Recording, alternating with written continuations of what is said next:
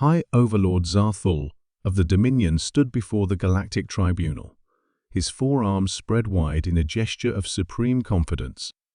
Around the circular chamber, representatives of the galaxy's greatest empires watched from their hovering platforms the crystalline hegemony, the void swimmers, the machine collective, and dozens of other species that had ruled space for millennia. The humans, Zarthul declared, his voice echoing through the chamber's acoustic amplifiers, are a primitive species barely 3 centuries into space travel. Their greatest achievement is reaching their own moon using chemical rockets.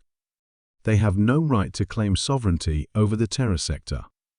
A murmur of agreement rippled through the assembly. The facts were indisputable.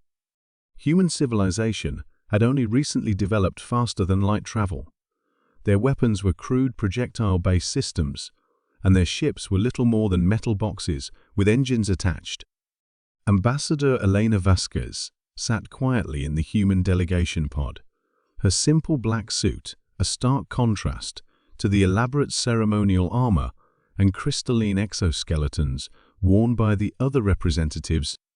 Beside her, Dr. Zhang consulted an ancient leather-bound book, a relic that had drawn amused chuckles from several alien observers. Honorable Tribunal, Zarthul continued, the Dominion has ruled this galaxy for 12,000 years. The crystalline hegemony has existed for 8,000. Even the youngest empire here, the Void Swimmers, has held power for 3 millennia.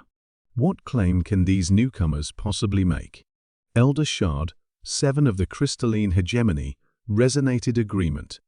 Our historical archives show no trace of human presence beyond their single star system until 300 rotations ago.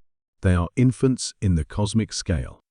Ambassador Vasquez finally stood, her movement so understated that several delegates didn't notice at first. Honorable Tribunal, she said softly, might I request permission to present evidence? The Tribunal's chief arbiter, an ancient being whose species had died out eons ago, but whose consciousness lived on in quantum storage, granted permission with a pulse of light. Dr. Zhang opened his leather book and began reading in a clear, steady voice. Sol date, March 15, 2157. Captain's log, USS Endeavour. We have encountered a species of crystalline beings near the Vega system. They appear to be spacefaring, but primitive. Their ships are powered by solar collection, and they show no signs of faster-than-light capability. The chamber fell silent. Elder Shard 7's harmonic frequency shifted to confusion. Impossible. Our records show first contact with humans in July 23 RD, 2159. Dr. Zhang continued reading. Captain's log, USS Magellan. The aquatic species in the Altair system has developed basic spaceflight. Their bioships are impressive, but limited to sublight speeds. We've maintained our distance, as per the non-interference directive. Overlord Zarthul's mandibles clicked nervously. This is fabrication. Human records cannot predate our own first contact protocols. Ambassador Vasquez smiled gently. Dr. Zhang, would you please read from Section 7? The elderly scholar flipped several pages. December 1 St. 2088. Admiral Chen, Earth Defense Command. Project Deep Watch has identified 37 spacefaring species within 200 light-years. Per Protocol 7, all contact must be limited to observation only. These species show promise, but are centuries away from true interstellar capability. The silence in the chamber was now absolute. Every delegate stared at the human pod in disbelief. You see, Ambassador Vasquez explained calmly, humanity has been watching all of you grow up. We achieved faster-than-light travel in 2031. We've been exploring the galaxy for over 4 centuries, but we chose to remain hidden while younger species developed. Chief Arbiter's quantum consciousness flickered with interest. You claim to be older than our established galactic order? Dr. Zhang closed the leather book and reached for an even older volume, its pages yellowed with age. This might interest you more. Ship's log, UES Pathfinder, dated August 12, 1947. We have observed several promising worlds where life is beginning to develop complex societies. The crystalline entities on Rigel 7 show particular promise, having recently discovered fire. Elder Shard 7's crystalline form began vibrating with shock. Fire that was the foundational moment of crystalline civilization, the discovery that had led to their first energy manipulation technologies. "Impossible," whispered the representative of the machine collective, his electronic voice crackling with static. "Our earliest historical data shows no signs of human presence." "Because we didn't want you to see us," Ambassador Vasquez replied. "Earth learned early that the universe could be dangerous.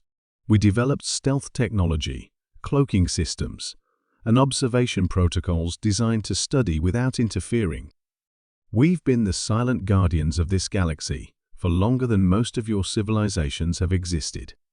Overlord Zarthul found his voice. "Even if this is true, where are these ancient ships?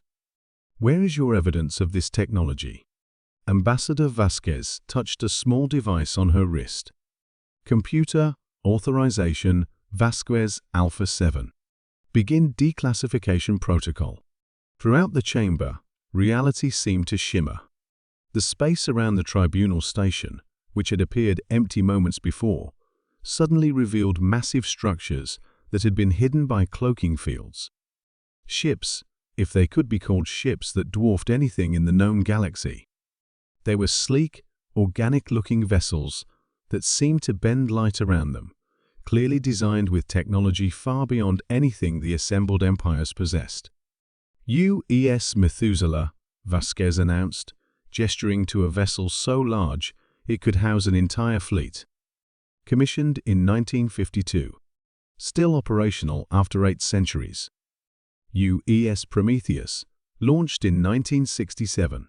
"UES Odyssey," our first true deep space exploration vessel, built in 1974.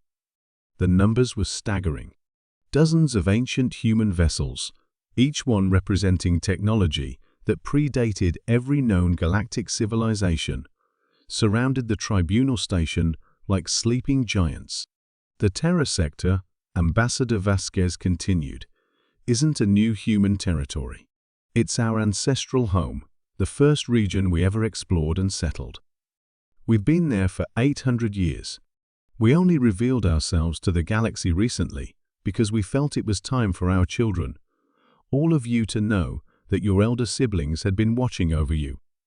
High Overlord Zarthul stared at the impossible sight surrounding them.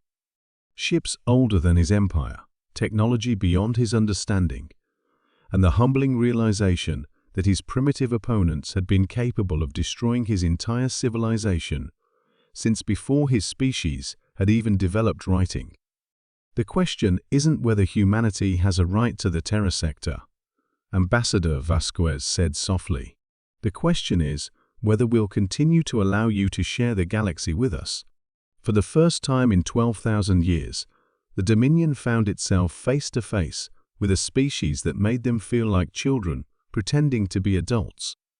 The Galactic Tribunal's decision was unanimous. Humanity's claim to the Terra Sector was not only valid, it was unquestionable.